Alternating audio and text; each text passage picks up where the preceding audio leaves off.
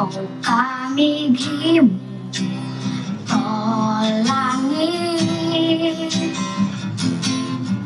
Sikoy ko kamigim kaadaw ay bulan. Ikaw ang nabuhay sa kabituunan.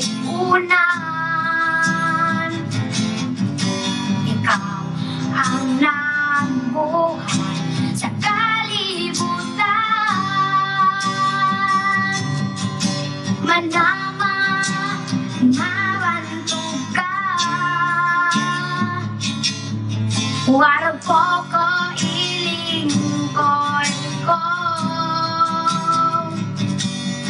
O Diyos, kahibulungan ka, busa ikaw lang ang simbahon ko.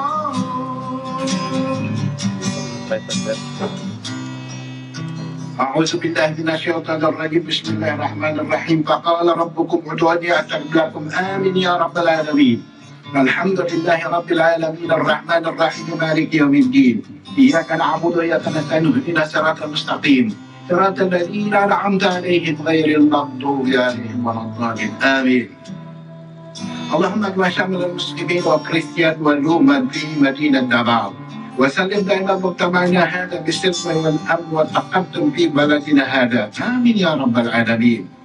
ربنا لا تزغ قلوبنا بعد إذ هديتنا وهب لنا من لدنك رحمة انك انت الوهاب. ربنا انك انت الوهاب ربنا اتنا في الدنيا حسنه وفي الاخره حسنه وقنا عذاب النار.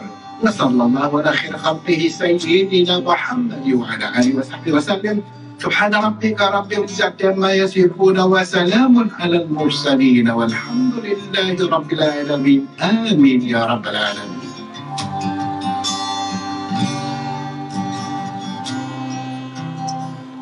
In the name of the Father, Son, and Holy Spirit. Amen.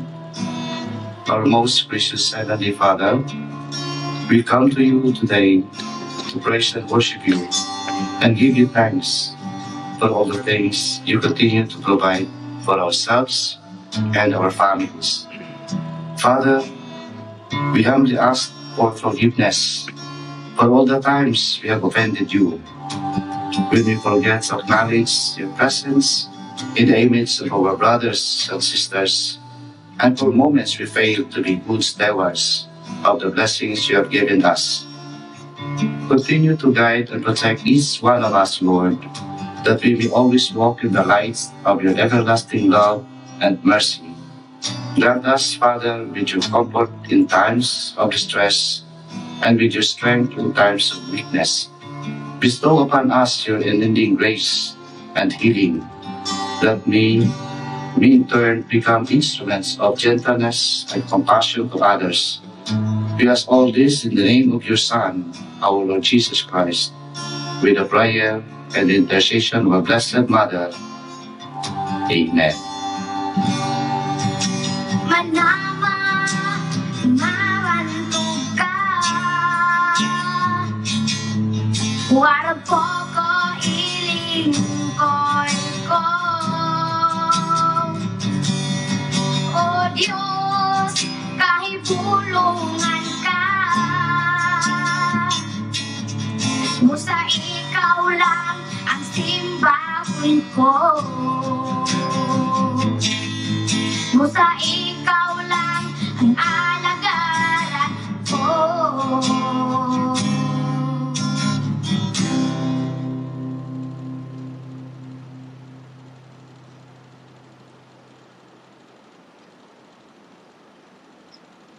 Mga kababayan, ang pambansang awit ng Pilipinas. Kayang magiliw sa siramanan, alam ng puso sa bibig mo'y buhay. Upang inilang, kuya ka ng mag-ibig, sa kanlulupin, di ka masisigil, sa nagagap tulong sa simoy at sa langit ng bagaw, ay nagagap tulang awit sa pagkaya minamahal. Ang isang ng agawan mo'y katumpay na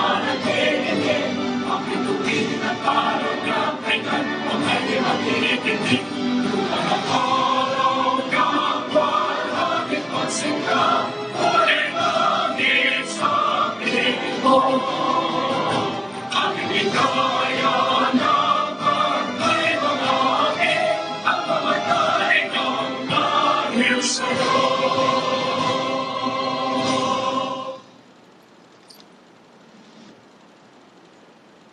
Okay, so please take your seats, especially the people at the back. Thank you.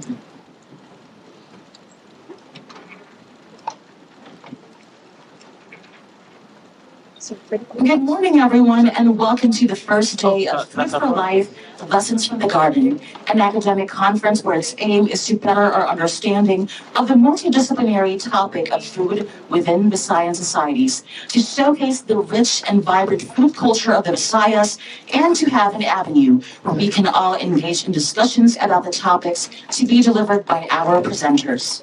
My name is Joel, your moderator for today. This event is sponsored by the National Commission for Culture and the Arts in cooperation with the Cebuano City Center, the Department of Communications, Linguistics, and Literature, Mamugnaong Anak sa Dagang, and In Other Words Incorporated. Thank you for making this possible. Our opening remarks will be given by a special guest. So he is currently the director of the University of San Carlos Research, Development, Extension, and Publications Office in Cebu City, Philippines. He is a full professor and former chair of the USC Department of Chemistry. He earned his PhD in chemistry in year 2000 at the University of Melbourne in Australia, investigating novel reactions of metal sulfur compounds with activated alkynes. His research group at USC has acquired over 8 million pesos in government and industry grants, which led to publications covering chemical safety and security in organic synthesis and environmental chemistry. His current research interest involves the investigation of plants as biomonitors for mercury, including dendrochemical analysis of selected species. Recently, he was appointed program leader for the Department of Science and Technology, or DOST USC, Tuklas Lunas Development Center, overseeing 6 projects with a total funding of over 110 million pesos from 2019 to present. He served as an accreditor of the Philippines Accrediting Association of Schools, Colleges, and Universities, or PAASCO, and was also a member of the Commission on Higher Education, or CHED, Technical Committee for Chemistry. He is the current president of the Integrated Chemists of the Philippines, ICP Cebu chapter, and is also a current board member of the Kapisanang Kimika ng Pilipinas, or Chemical Society of the Philippines. He is a founding member in 2004 of the KKP, Division of Inorganic Chemistry and Allied Fields, and a member of the Philippine American Academy of Science and Engineering, or PAASE, since 2010. In 2008, he was appointed as the editor-in-chief of the Philippine Scientist, a multidisciplinary ISI-listed journal published by USC Publishing House, a position which he holds until today. So he is also actively engaged in chemical safety and security in various capacities, from professional meetings hosted by the International Union of Pure and Applied Chemistry, or IUPAC, in Spies, Switzerland, and the Organization for the Prohibition of Chemical Weapons, or OPCW, in The Hague, the Netherlands, to conducting trainings in far-flung places, including Karachi, Pakistan, and Taiz, Yemen, as well as in Central and Southern Philippines. He was a member of 2 U.S. National Academies committees on promoting safe and secure chemical management in developing countries from 2009 to 2010, and formulating standard operating procedures in 2016. Finally, he was the sole Philippine representative in the drafting of the Hague Ethical Guidelines, applying the norms of the chemistry profession to support the Chemical Weapons Convention in September 2015 at the OPCW headquarters in The Hague, the Netherlands, as well as the drafting of the Global Chemist Code of Ethics in April 2016 in Kuala Lumpur, Malaysia, sponsored by the American Chemical Society. In August 2023, he is a part of a team that conducted a chemical security training for the Philippine National Police personnel at Camp Crame. So, let's give a round of applause for Dr. Patrick John Lim.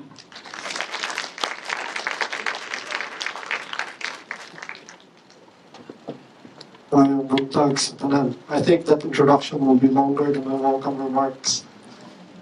But Mayong buntag, good morning, everyone, especially to our national artist, Dr. Resil Mojares, who's my mentor when I was part of today's Carolinian a long, long time ago. Morning also to our distinguished guests, ladies and gentlemen. On behalf of the University of San Carlos, the Cebuano Study Center, and the Department of Communications, Linguistics, and Literature, it is my honor and privilege to welcome all of you to this Food for Life Lessons from the Garden conference. We thank the National Commission for Culture and the Arts for providing us with a modest grant to gather all of you experts from across the country in this venue to share lessons that you have learned regarding food and how it is intrinsically weaved into the fabric of our culture and society. This is a timely conference recognizing that food security is a pressing issue and that it cannot just be under the purview of the agricultural sector, but that the study of food must be interdisciplinary, multidisciplinary, and that food research spans the entire spectrum of disciplines from my field, which is chemistry, which looks at the nutrients and things like that, the environment, even folklore and anthropology, history, of course, is part of that, psychology, economics, and even social communication. This is the reason why you are here, to share your experiences and address questions that can be related to several United Nations Sustainable Development Goals, including zero hunger, sustainable cities and communities, and responsible consumption and production. Since everything that you will share today and in the couple of days following will be compiled and published in a conference proceeding, it is our hope that these lessons from your very own gardens will reach countless more people and allow them to experience and enjoy Visayan food for their own lives. I wish you all a very successful conference. Thank you very much, Dr. Patrick Lim, for your wonderful welcome remarks. And for our keynote speaker for this day, we have a very esteemed guest. So he is a professor emeritus at the University of San Carlos in Cebu City, the founding director of the University's Cebuano City Center, serving from 1975 to 1996. He holds a PhD in literature from the University of the Philippines, Diliman, and has served as visiting fellow at the University of Hawaii, University of Michigan, University of Wisconsin-Madison, University of California at Los Angeles, Kyoto University, and the National University of Singapore. A prolific writer and scholar, he is the author of numerous groundbreaking books on literature, history, and cultural studies. In 2018, the Philippine government conferred on him the title of National Artist for Literature. Ladies and gentlemen, let us welcome National Artist Dr. Resil B. Mojares.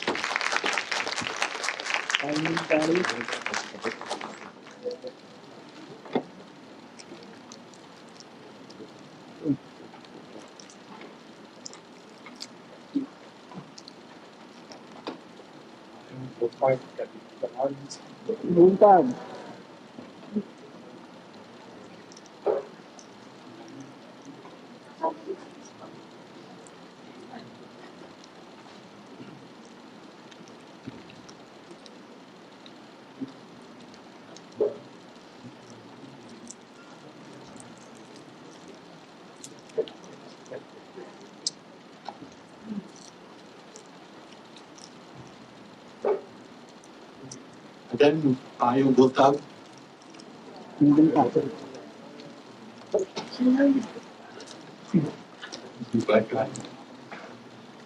Problems kind of reading the life is not right.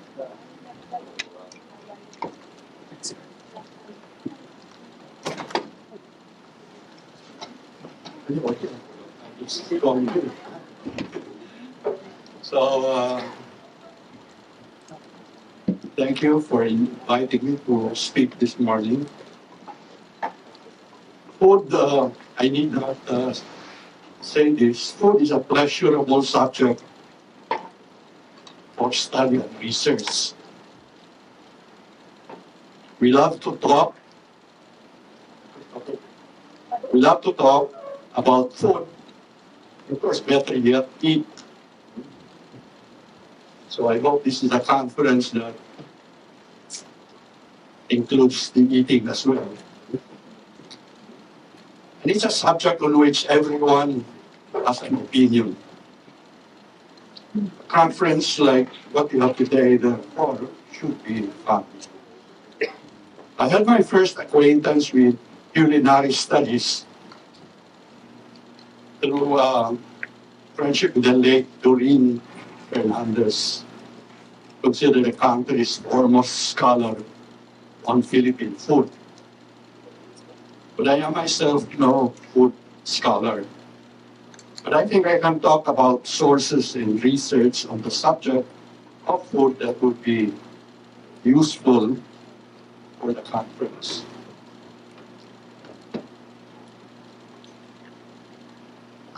As a necessary historical background, I think a significant body of writings on Philippine food, something that accumulated only over the past several decades. And this has not always been the case. In the early 20th century, Philippine food figured in such courses as domestic science. I don't know whether that's the subject that we like that statement is. Home economics and food technology. These are kind of fields where that kind of food would be part of the academic program. My wife graduated from San Carlos with a bachelor's degree in home economics. But I think this is a field that no longer exists. Right? I have not heard of there being a program in home economics today. What has kind of, in a sense, replaced it in terms of popularity is hotel and restaurant management, I think.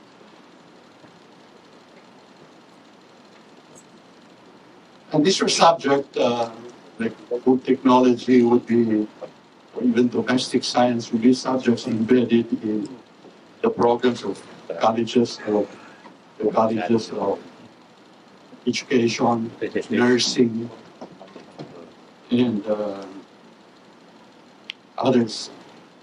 Food studies also figure in the field of anthropology as part of standard ethnographies of cultural communities, together with such topics as material culture, social organization, and so on. So we have books on food and culture among also the Ikon of Mindanao and others.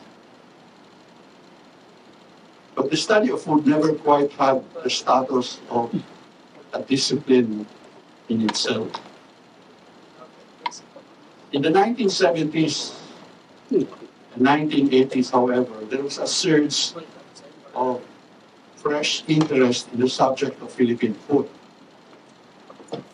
As a multidisciplinary field engaged in documenting and defining the country's culinary traditions, their formation in terms of the local and indigenous and influence of foreign culinary cultures. I think it is important to note kind of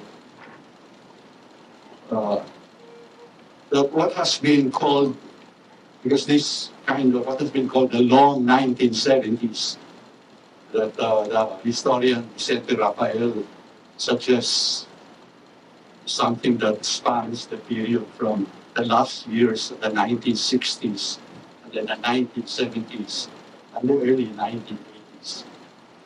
And so I think it's a useful label for that span of time, the long 1970s.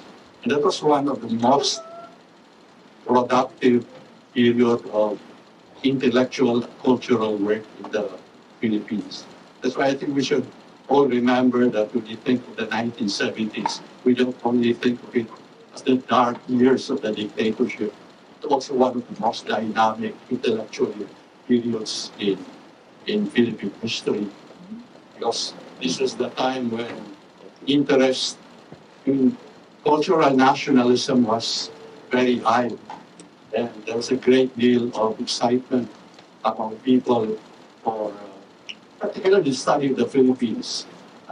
And so the field of arts and culture was quite dynamic at that particular time. And this is indicated by the fact that this was the time when, like OPM, for instance, started, original Filipino music. The time when there was interest in the so-called independent cinema or experimental cinema with the in such kind of famous directors as Lino Broca, Ismael Bernal, Mike De Leon. So in various cultural fields there was a great deal of activity. So both in the academe as well as outside. So this is also like the time when there was, together with a lot of interest in ethnic arts and culture, this is the time when there's a great deal of interest in the study of aspects of Philippine culture, such as food. So this was, I suppose, also because this was the period when Filipino restaurants came into their own. Because Filipino restaurants actually, kind of a history of restaurants is very interesting thing to do in the Philippines. But in kind of, the early 20th century, even as late as the 1950s, if you were like growing up in a town in Mindanao, for instance, if you say, let's go eat outside, eating out, of course, was not quite the passion when you eat home. But when you go out to eat, restaurant is almost always Chinese restaurant. I mean, you don't have a Filipino restaurant, because why would you go to a restaurant when you're going to eat food that you have in your own house? So you would have it in a public market, a carinderia, but kind of Filipino food did not have the status of being food that you do for like social entertaining or like kind of.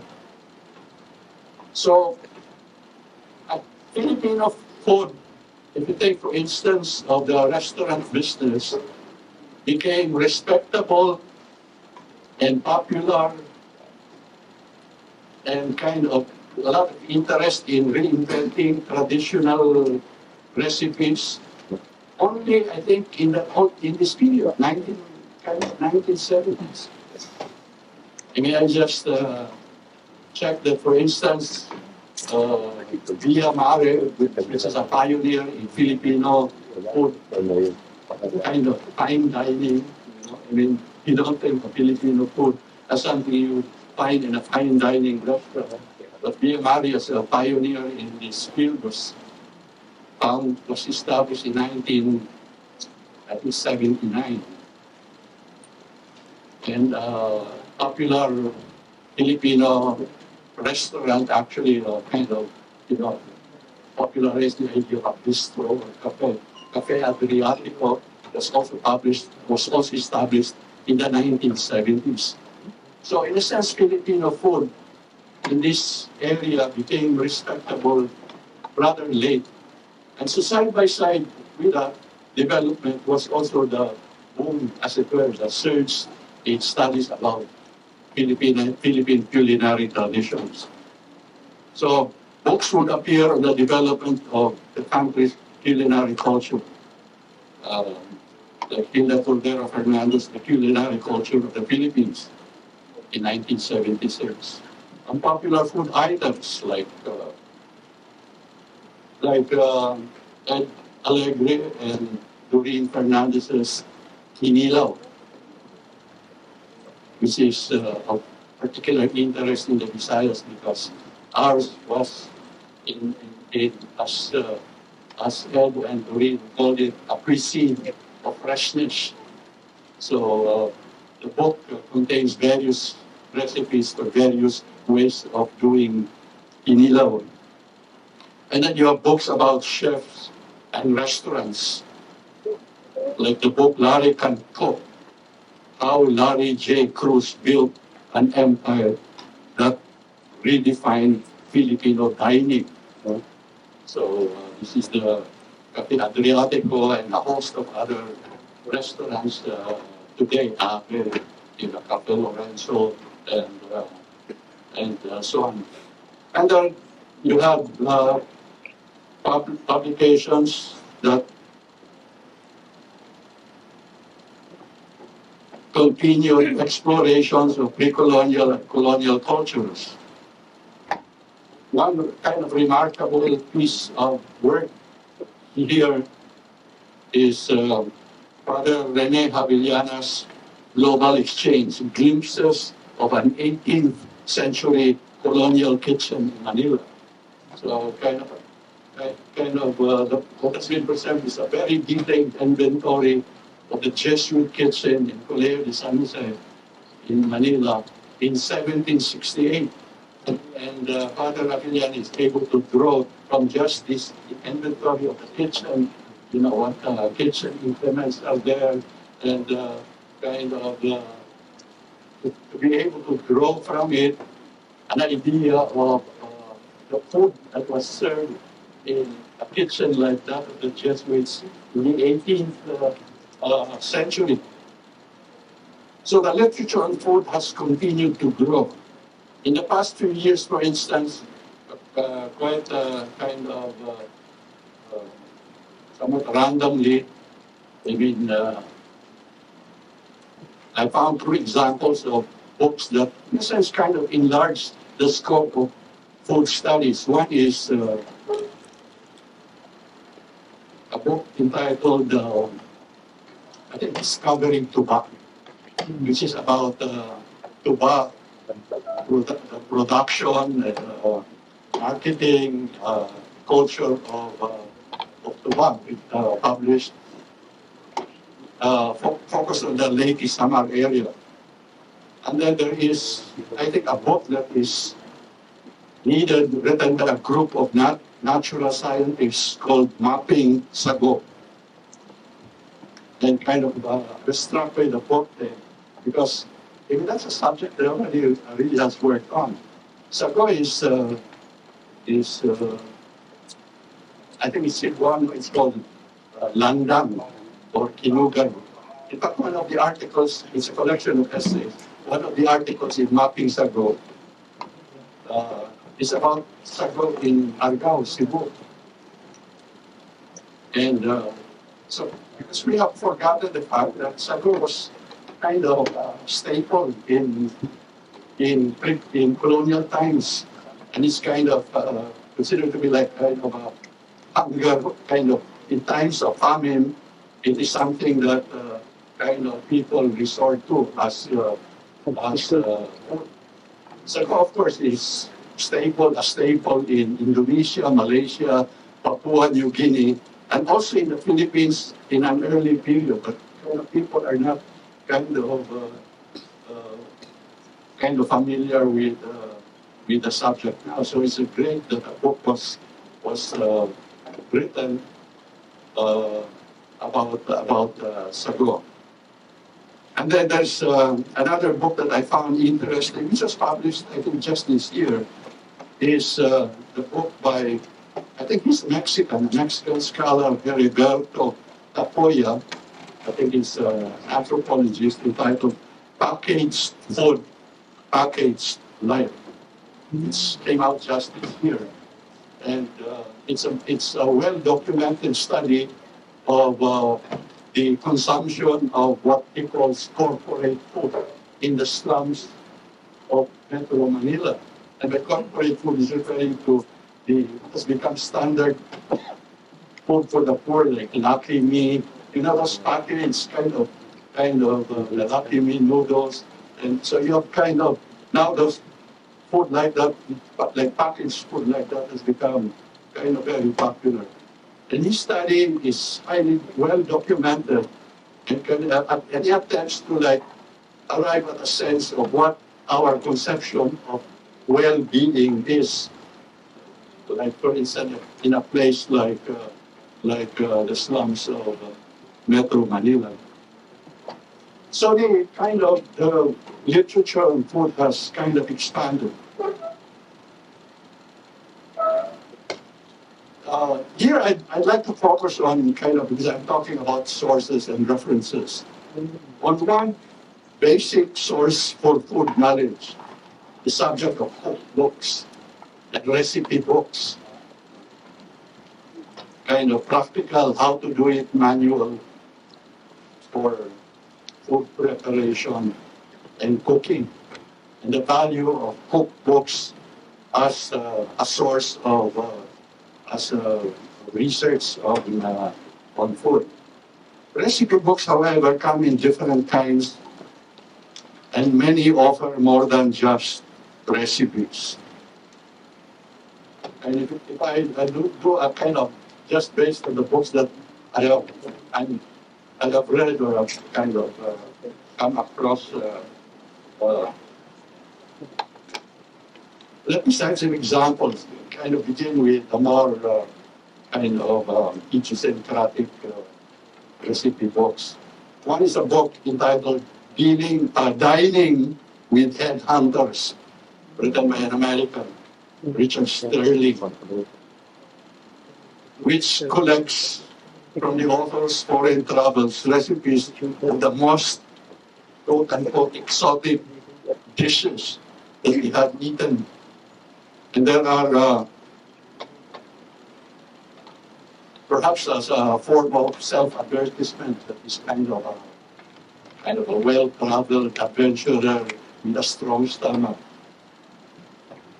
Or to appeal to readers who also have kind of an interest in kind of so-called exotic foods.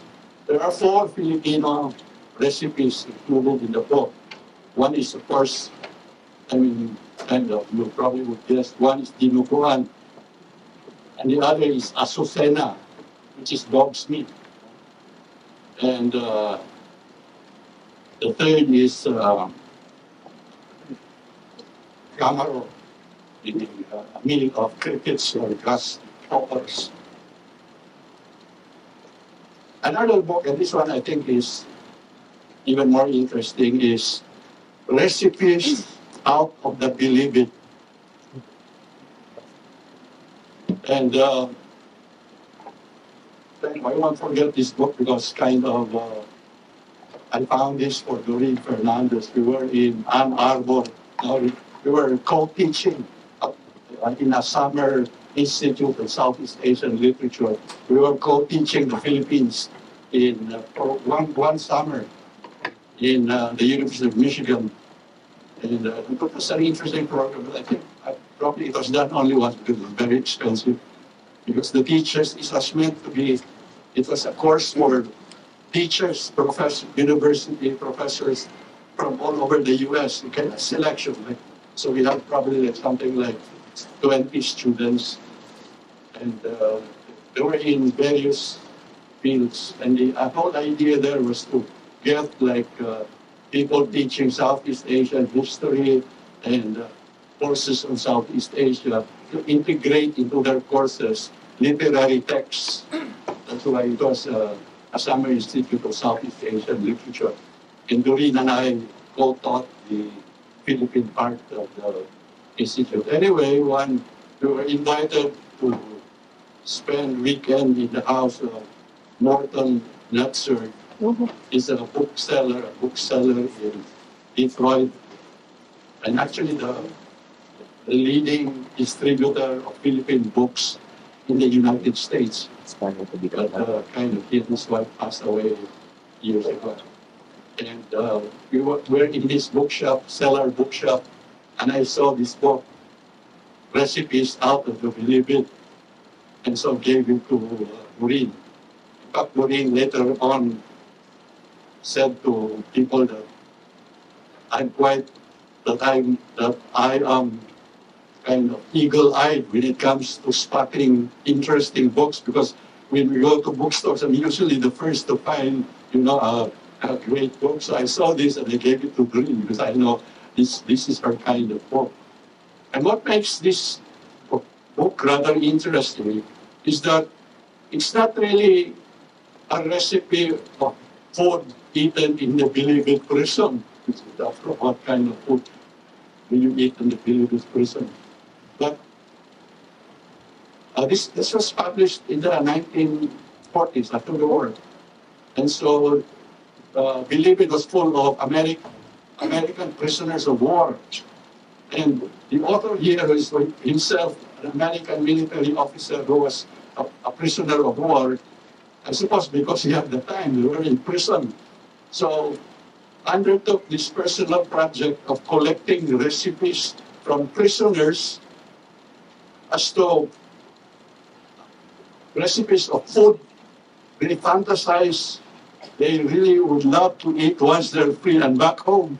And so it's a very international recipe book. In a sense, kind of recipes of food that they dream of, because given the starvation diet in the prison, he must have been kind of thinking about the food that they ate when they were home. So that's actually it's a collection of recipes done by the prisoners. And I think the compiler here did around 100 recipes.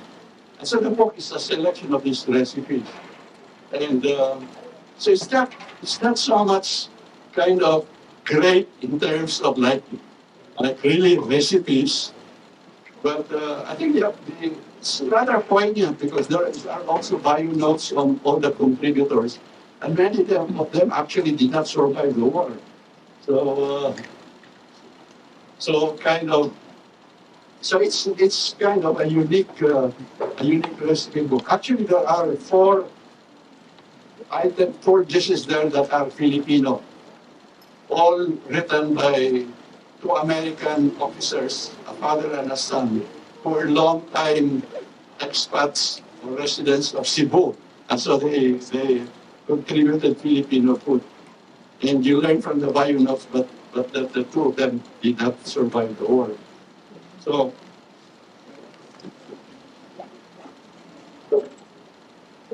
interesting recipe books are those that combine recipes with personal, family, and social histories.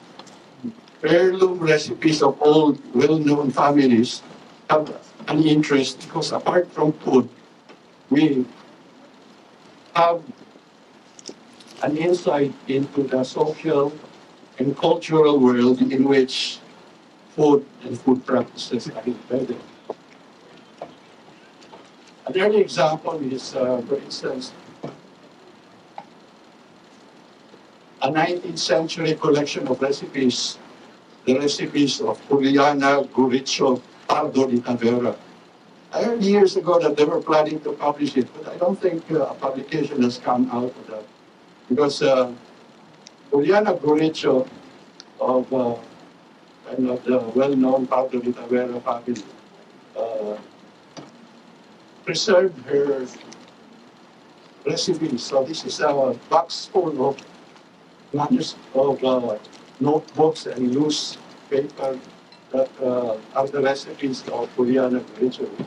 It's now in the P.S. Pardo de Tavera collection in Ateneo, Manila.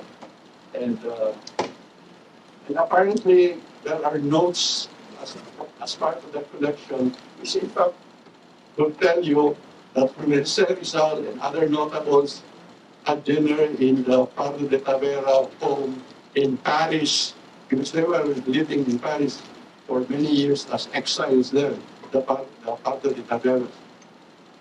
And so you would have data like on such and such a date, there was dinner there, and who were the guests? And you would have people like Resil and so on. So I don't know if that would be the oldest or extant recipes, Philippine recipes, but it makes it interesting also because they were living in Paris, so that you have an insight into like how Filipino food is cooked in Paris, because they had to adjust to what ingredients were available there. And of course, the personal note here is Juliana Guricio Pardo de Tavera is the mother of Paz Pardo de Tavera, the sister of Trinidad Pardo de Tavera. Paz married Juan Luna, and Juan Luna murdered his wife, Paz, and mother-in-law, Juliana Lorenzo Pardo de Tavera.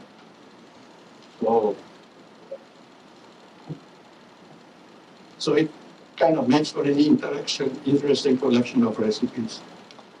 A most informative book, and I suppose this is something that people should be aware of. It's a recipe book entitled Appetite for Freedom, the recipes of Maria Y. Orosa. A remarkable woman, Orosa, who died during the war in World War II, was a pioneering food technologist. That was her training. She was a food technologist who, when the war broke out, joined the anti-Japanese resistance and died during the war. But her contribution is that she invented a lot of kind of dishes, recipes for food to meet the needs of a hungry population because of the war. And so using available and cheap materials like cassava or coconut. And so she invented dishes for food that would be cheap and available during the war. In fact, Maria Orosa is considered to be the inventor of banana ketchup. So that is one of the dishes that she invented. So the Orosa book contains some 700 recipes done by Maria Orosa. But the best cookbook that I read is Cocina Sulipenia by Jean Gonzalez. And because it's very well done, Jean Gonzalez is a well-known chef. And he belongs to the wealthy Arnedo family of Pampanga. Jean is, I think, the brother or nephew, I'm not sure now, of brother Andrew Gonzalez, who was president of La Salle University.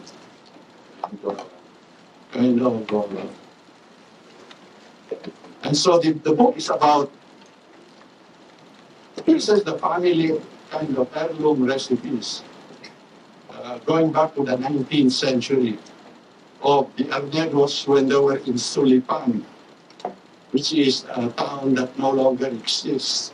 So the Arnedos were sugar hacenderos at the time when sugar was kind of a boom industry in Pampanga. Pampanga was the first center of sugar production in the Philippines. So the families that were, the landowning families were extremely rich. In fact, he said that some of them would kind of get French cooks from Paris to be family cook. Oh. And that's why like kind of the French influence is evident in Kapampangan cooking. And Pampanga has built up the reputation as the food capital of the Philippines. But it's a great cookbook because it contains a lot of details about the family, about the town, and so a lot of details about the culture surrounding food. And so you have interesting details there about food preparation. For instance, one item I can't forget is that when they have prepared chicken for lunch, for instance, like an hour before they start cooking, they would send one of the servants to catch a chicken and chase after the chicken round and round the house because it said that adrenaline makes the meat more tasty. So you have to like kind of exercise the chicken before you kill it because that would result in a more flavorful meat. But I don't think there are still people who do that today. Anyway, to I suppose. I hope I still have time. Yes. And just start to go to the last part of my presentation. The challenge, however, is not just about finding sources. What is important is to stress that much will depend on what the student or researcher is able to draw out of the materials at hand. Because I see that to be a problem. They have the text, but they don't have the imagination or the kind of the skill to be able to see in the text things that are, in fact, quite useful. And so this can be illustrated by one book. And I will cite the example of what may be the earliest Cebuano cookbook. Maria Inday Fadolion Viuda Viralius's book, Nagnak sa Pagluto, which the copy that we have, and I think is the only extant copy, was published in 1923. But actually, Inday Ralius says in the book that there was an earlier edition that was published in 1913. But I don't think a copy of that edition survived. And so she came up with a more enlarged collection of recipes in 1923. So that's what we have. Ralius was the wife of Florentino Ralius, who was the municipal president, or today mayor of Cebu from 1899, I think, to 1907. So at the beginning of the American period. And Inday Ralius was an accomplished person in her own right, enterprising, like reference to how she traded in root crops, owned a sinamay store, this native textile, operated at one time Teatro Conquera, or what became Oriented Theater, and then was also into the construction business because she constructed for lease a house type called chalet, bamboo chalet, which was very popular among Americans in the American period because it was perfect for the type of house that was perfect for the tropics. So this was one of the things that she did. So quite a kind of active, enterprising woman. And she was civic-spirited, perhaps active in what may have been the first women's club in Cebu at the beginning of the 20th century. So the book Labda, written in Cebuano, contains around 550 recipes, mainly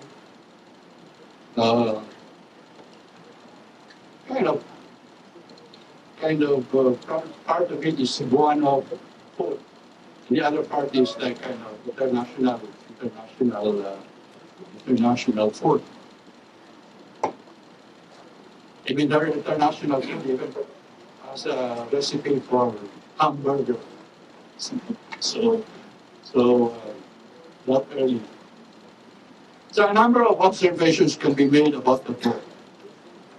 One, you're struck by, like in the early 19th century, there was a great deal of interest in kind of cosmopolitan cuisine and kind of a lot of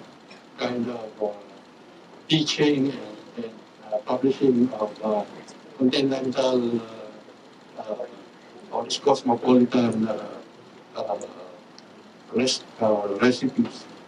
In fact, the Ralius book is quite similar to a book that a copy of which I also have, which is Culinary Arts in the Tropics, which was published in Manila in 1922. It's kind of the same range, kind of in a sense a focus on Western and foreign food. Now this is understandable since the early cookbooks were meant for an urban, modernizing, and somewhat socially upscale leadership. The target of this cookbooks. Probably you imagine that the ones who use this were people who are interested in social entertaining rather than using recipes for home cooking. Kind of finding friends and this and kind of they serve food like this. Because I suppose that was a time when kind of it was more fashionable to serve Western food than to serve local food when you have guests, guests, special guests in the house. In this respect, the Ralios cookbook is interesting because written in Cebuano, it specifically addresses Cebuano women. And that's its kind of target readership. And does not only introduce them to a wide range of international dishes, but puts a premium on local dishes as well.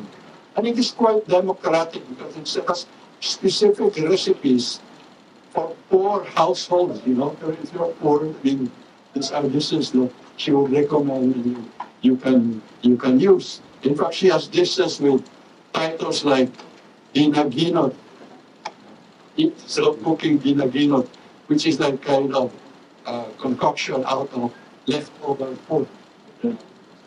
And then there is a dish called Pansit na Binokid. And there was what is Pansit na Binokid? And actually it involves also sa saging sapa, kind of cut into like thin strips. So I suppose they would look like noodles. And then you add like 5 centavos worth of tanghon in real noodles. It's very specific, 5 centavos worth of tanghon. And then subakan of what isda, the kind of garlic, salt, sibuyas, also you have pansit, mga pinukid. There's even I think she also have like a recipe for getting kabos. So kind of, so she had dishes like this that are specifically kind of addressed to kind of households of modest means. And clearly, Ralios is not just interested in food, but with ideas of good home making and self-improvement for women. And this is actually the main motive driving the book, kind of teaching women kind of home management or something like that, as well as to kind of improve their skills so that they are useful to not only their family but society. So her book, which she dedicates to her grandchildren, does not only include tips for does not only include kind of recipes, but tips for setting a table, food presentation, table manners. So this is early 20th century. And she offers detailed, practical, and perhaps for today's readers, quaint advice, as in a section entitled Napulo Kasugo Bahin sa Pangluto Alang sa Babae, which opens with the admonition, labaw sa tanang dapit sa imong balay, higugmaa ang kusina. Kay maoy sandikanan sa maayong lawas sa imong panay, og sinugdan sa daghang nagimot. So kind of kind of virtues of working hard, being thrifty, and so on are very kind of prominent in the book. And she also has a section entitled Napulo Katambag Alang sa Asawa. It's interesting to and what you kind of to connect with it. Because you'll find this very earnest and kind of commonsensical advice. But today, if you read them, they would be rather amusing and quaint. Diba? Like, napuno katambag alang sa asawa dahil she has 10 items and let me read 3. 10 lang. Ayaw hikalimti nga tao ang imong bana. Because this is addressed to the woman, the wife. Ayaw hikalimti nga tao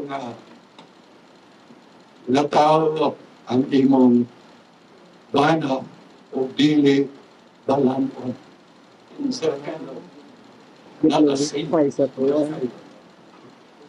Usa Bahala na ayaw sa bana. ikalibulong ang iyang kapuyan. What's the Ay, ito kayo na. Author. he has another woman kind of be patient with him because amo lang siya dili santos. Yeah. Another, ayaw paghisgot kanunay o sapi sa imong bana. Ikaw na lamang ang mahibalo mag-igo-igo tutok sa iyang makita. So that's kind of the ideal one. You know? Another one, kung magtuok ikaw nga ang imong bana walay kasing-kasing, hinumdumi nga adunay tiyan o pinaagi sa mga pagkaon na maayo nimo ang pagkahikay musayon ang pagtando sa iyang kasing-kasing. Through the stomach. And I think these are kind of rather familiar pieces of advice that today today's readers probably will find this rather amusing. So, what is kind of very clear in the cookbook is this is not just about cooking food. It's about like keeping a good home, family, being useful in society. I mean, so that's kind of in a sense the driving theme, as it were, of the book.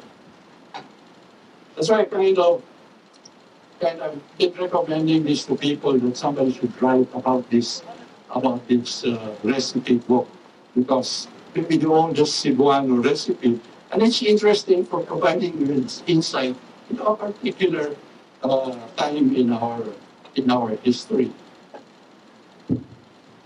So to conclude, there can be more in the recipe book than just the food.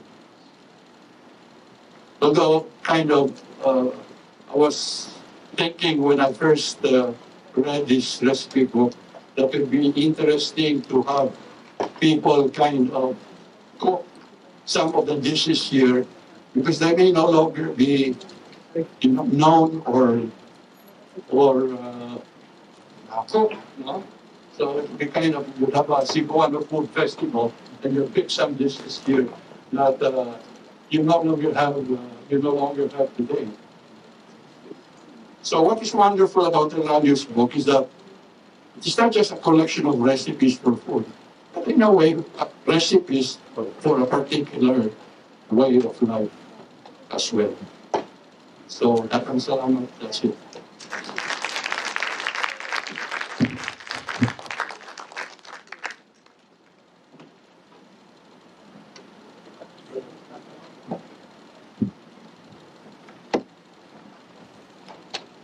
So thank you for that fantastic speech, Dr. Resil Mojares. And now we will be having our first open forum where you are given the opportunity to ask a question to our beloved national artist.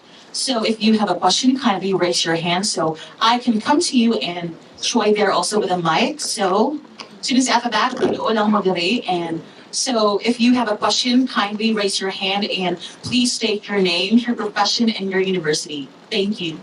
And now, Daghang salamat ug congratulations, Sir Resil, our beloved national artist, pride of the Visayas. I am Joyce Dorado Alegre. Ed Alegre was my husband. I just finished editing his recent book, which won the National Book Award. And one of Ed's regrets is to interview you comprehensively. He said he wanted to write this book, Landscape of the Filipino Mind. I still remember that, and I am so privileged to be listening to you talk about writing about Philippine food, which is his first love. My question, very practical, sir. Kung sa imong favorite food, oo, nga no, man. But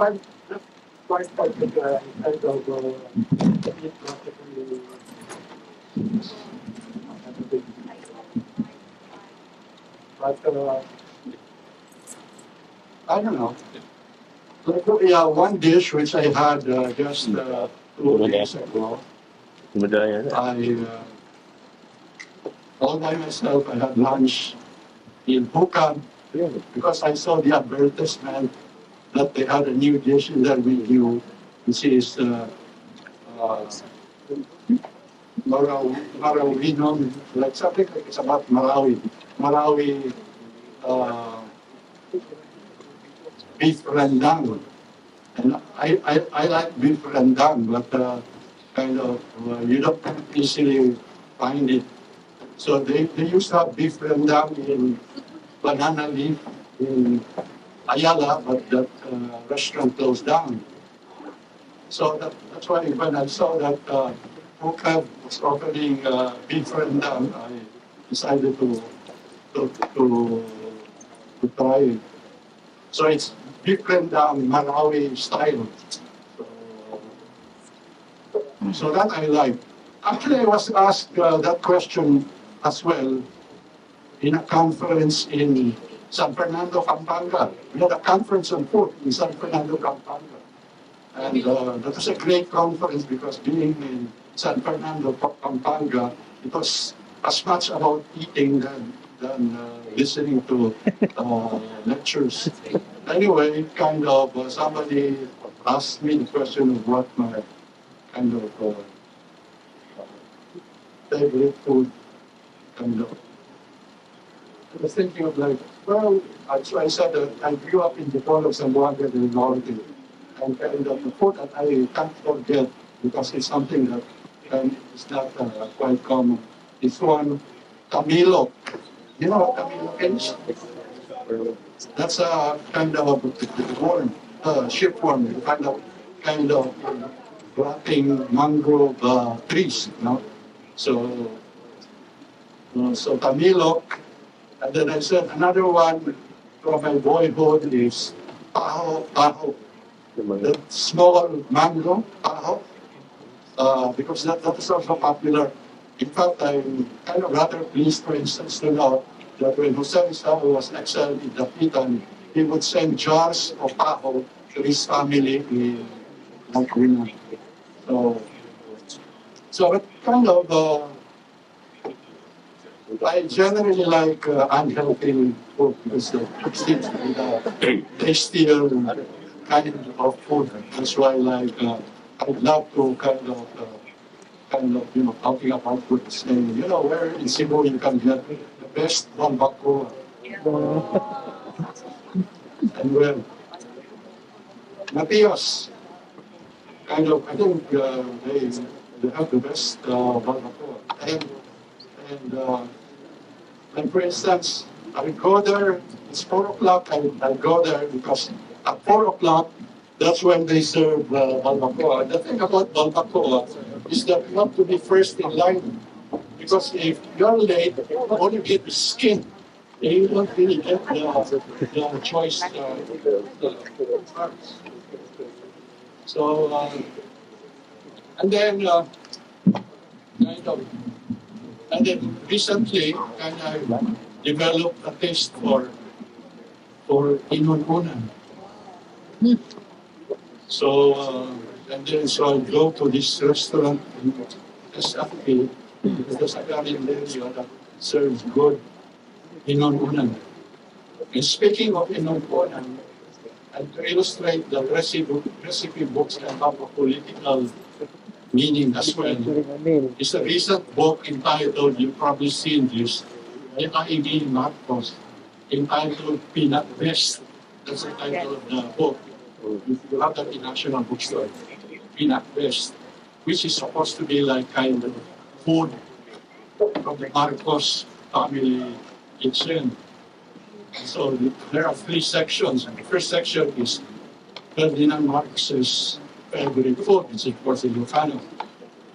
And then the second section is Imelda's favorite food. And the third is Ivy's own favorites.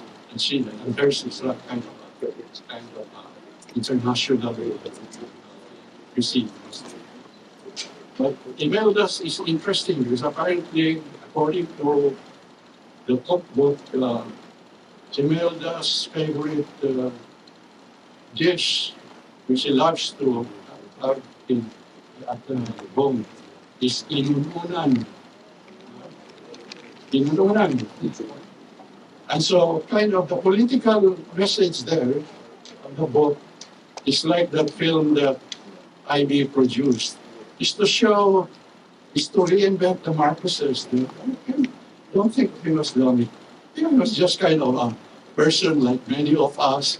Like Imelda, don't think about her 1,000 pairs of signature shoes. I mean, she was a simple Visayan woman who loved her inununan. So, kind of in the sense that kind of is it's not just a recipe book, it's part of the reinvention of especially because this book is not really, not really recipes done by Ivy or cook in the family. She had a family friend, Spiras, who's a chef, and actually was the one who made recipes based on probably what she was told about the food in Marcos' household.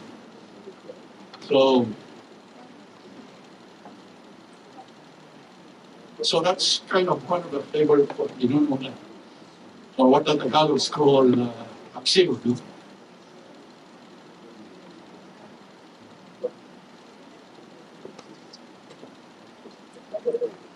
Thank you very much for that question, Ms. Alegre. And we will be entertaining one last question from the audience before we proceed to our next segment. Sir? Good morning, sir. Good morning. I'm Val Salares from University of San Carlos, from the Department of Biology. Sorry.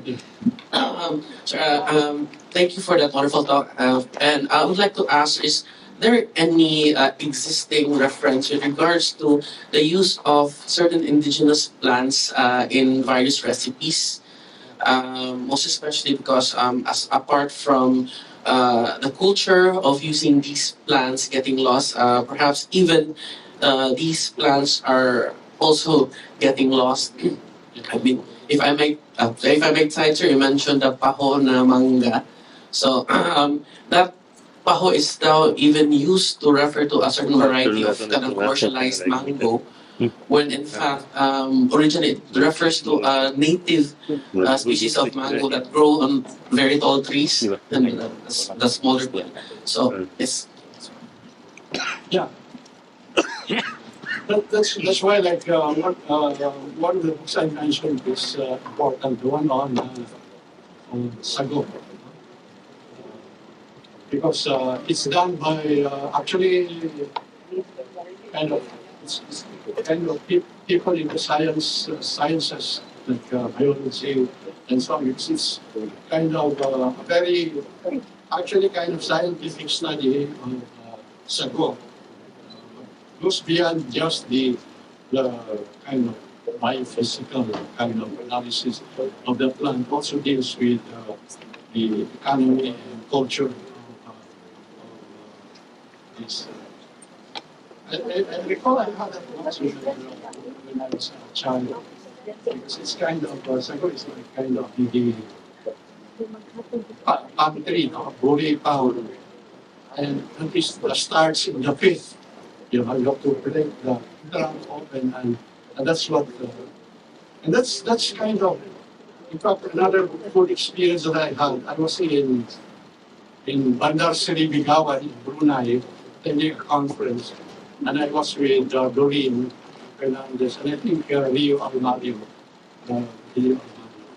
We were in a conference, and that one evening, Doreen brought us to the public market because we wanted Kaya to wala pa po kung wari mo, random to and the local food. crowd.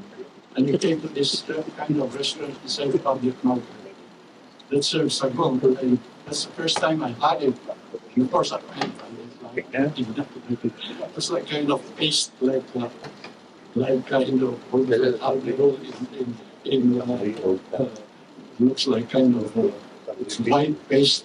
And, but yeah, and if we need to kind of revive.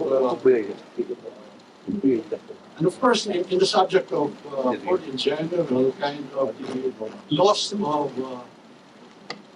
many species has deprived us of, we could no longer like say, what does like kind of wild boar taste, or like kind of you have like kind of either animals or plants that are already extinct. That means that's one kind of experience of having that is something that you no longer have. So that's but the article I mentioned by Father Havillana about the 18th century kitchen of the Jesuits in Manila has kind of a listing of this is kind of very detailed, like kind of native as well as kind of foreign plants that must have figured in Philippine cuisine in the 18th century, based not just on the inventory but on sources like Alcina and so on, where you have kind of references to foods that are indigenous, as well as the, of course, foods that come from kind of plants that came to the Philippines from Mexico or Israel.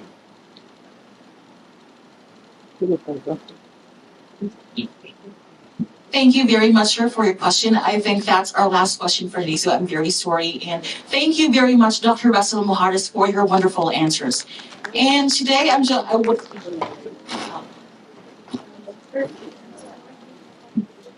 And today, I would like to call Dr. Hope Sabanpanyu, Cebuano State Center Director, to present Dr. Resil Mojares' Certificate of Appreciation. Wala no? Wala.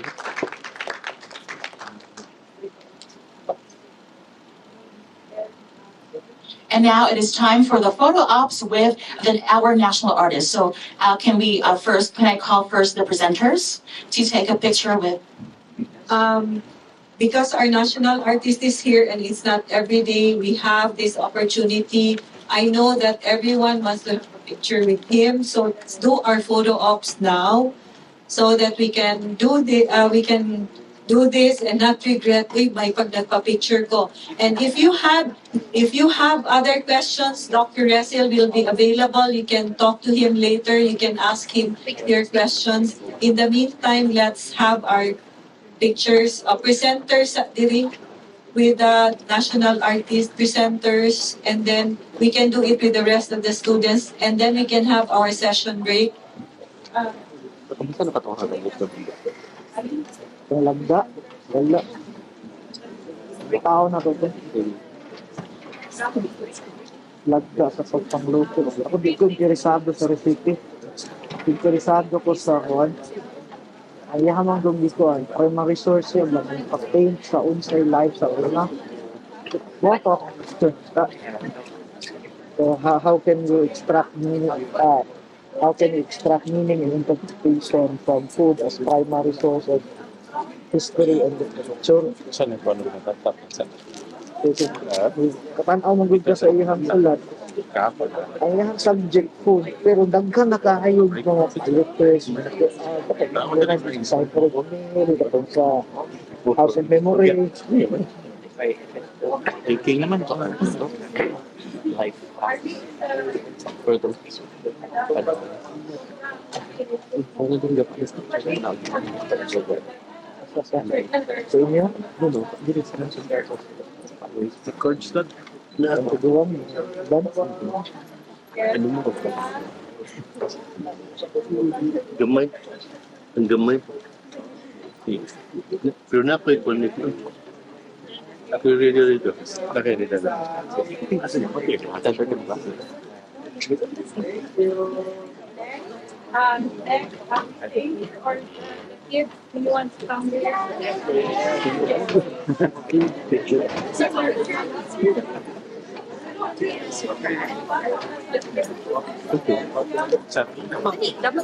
Ayun lang.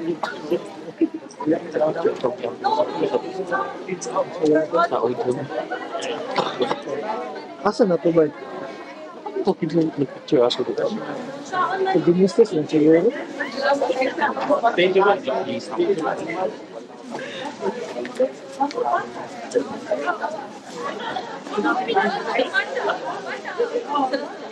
Sir Valrex.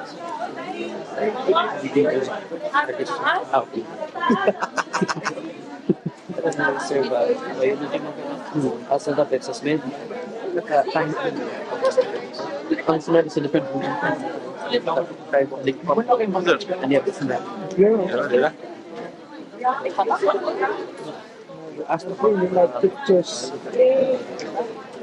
Digital, the local flora. Storytelling. About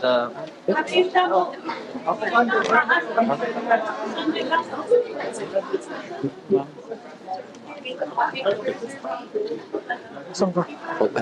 From Joanna Lee, you remember? Ito long time. 2004. I was a student from the Philippines. I'm now with you, lecturer, no? Ako, sige, hindi ka pa picture ni Mr. Resil. Ako po na. Matama lagi sila dito, oh. Sige lang. Sir, Okay, po. nagpangutana ka kanina about mango. Yeah, nag-mention ko sa Well, loob. what is that in the life? Not exactly what sort. Yeah. Guys, Mm. one-man job of documenting Okay. Oh, yes. Nakopedia, yes, I've heard of. I've seen his And then sa gallery namin, iba-ibang mango. Itong pahon, itong Yeah. Okay. Total mo. Okay, Thank you. sige. Huwag ka ni appeal.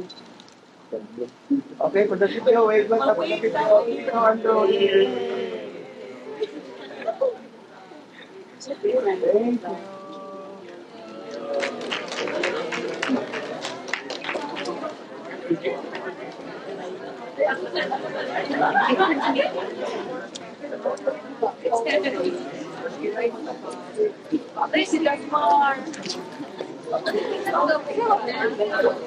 Ay, Something to do with Hello, everyone. We will be having a short session break for 10 minutes before we come back to the program. Thank you. And the first set of presenters, please prepare for after 10 minutes, we will have the presentations of Genesis Bedio, Maan Asuncion, and Dagmar Ines Uy.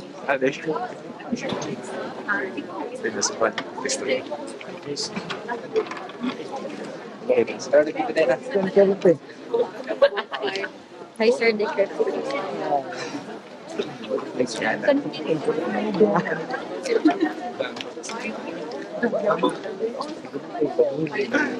Alright.